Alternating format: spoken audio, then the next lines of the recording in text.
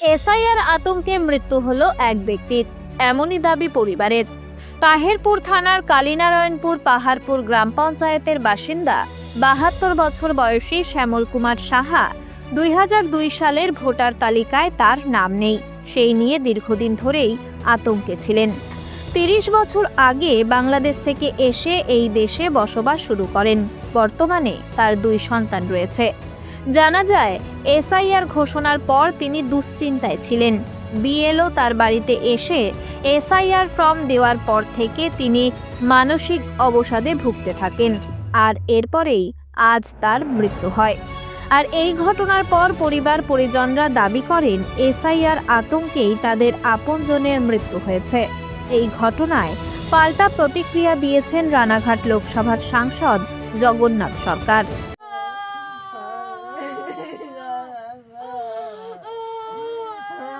এই যে এইসব ভোটেরই নিয়ে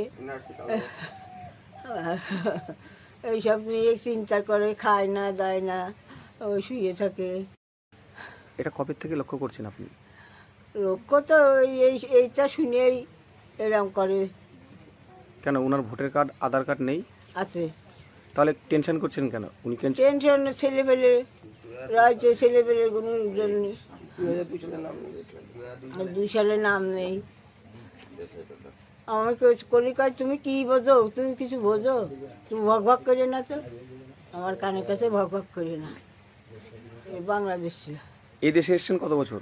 এই দেশে ৩০ বছরের বেশি আছে। আগে থেকে অসুস্থ ছিলেন নাকি? ছিল, শ্বাসকষ্টটা ছিল, আর এটা হয়ে বেশি হয়েছে। তারপর ছেলেবেলে বাড়ি নেই, ওই ছেলেবেলে থাকলে হয়তো হাসপাতাল, আমি আজকে হাসপাতালে নেব। কখন উনি মারা গেছেন? এই ৬টা ৬:৩০ দিকে হবে। যিনি মারা গেছে শ্যামল শাহ, তাই ইনি তো মাঝে মাঝে টেনশন করতো যে আমার তো এসআইআর নাম নেই, তা কী হবে বলা যাচ্ছে না। হ্যাঁ, এরকম এরকম বলতে বলতে আজ হঠাৎ মারা গেছে। হয়তো ওই চিন্তাভাবনা করতে করতে হার্ট অ্যাটাক করে মারা গিয়েছে। আচ্ছা, যেদিন থেকে এসআইআর ঘোষণা হলো, এসআইআর ঘোষণাতে যেই শর্তাবলী দিয়েছে যে ২০০২ সালে যাদের নাম নেই তাদের আগামী দিনে ডিটেনশন ক্যাম্পে যেতে হবে, বিভিন্ন কিছু যেরকম মানুষ একটা আতঙ্ক হয়, সেই আতঙ্কে ওনার মধ্যে শুরু হয়েছে। যেহেতু ২০০২ সালে নাম ছিল না, ওনার ২০০২ সালের পরবর্তীতে নাম উঠেছে, ৭ সাল কি 8 সালে নাম উঠেছে, কিন্তু এসেছে উনি ৩০ বছর হয়ে গেছে। উনি ২০০২ সালের অনেক আগেই এসছে, কিন্তু উনি নামটা তুলতে পারেনি। পরবর্তীকালে নামটা তোলা হয়েছে। তোলার পর থেকে এতদিন ভোট দিচ্ছিল। ওনার Aadhaar card, voter card, ration card, Swasthya Sathi card, সমস্ত কিছু ওনার আছে। ওনার জমির দলিলও আছে ২০০২ সালের আগে। কিন্তু ওনাকে বারবার আমরা বোঝাতাম যে কাকা কিছু হবে না, চুপচাপ থাকো, কোনো না কোনোভাবে কিছু একটা ব্যবস্থা হবে।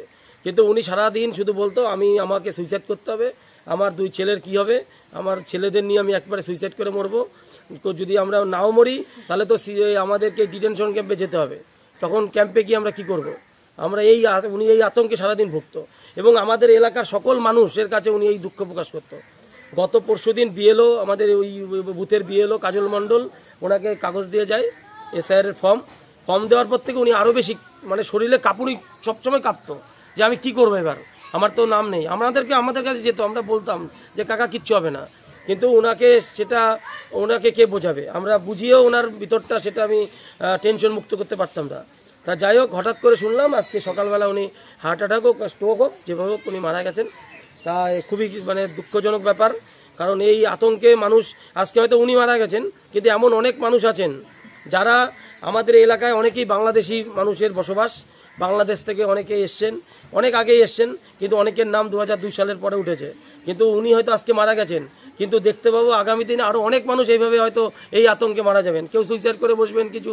তাই আমরা সরকারের কাছে এটা আবেদন করছি, যদি এমন কিছু করা যায় যে যারা ২০০২ সাল কেন, তার আগে যারা পরে যারা এসছে, তাদেরও যেন তারা ভোটাধিকারটা থাকে, তারা যেন ভোট দিতে পারে, তারা যেন এই দেশের বাসিন্দা তো তারা আছেই, নাহলে আধার কার্ড, ভোটার কার্ড কেন হয়েছে, এটা যেন থাকে। সরকারের কাছে আবেদন করি।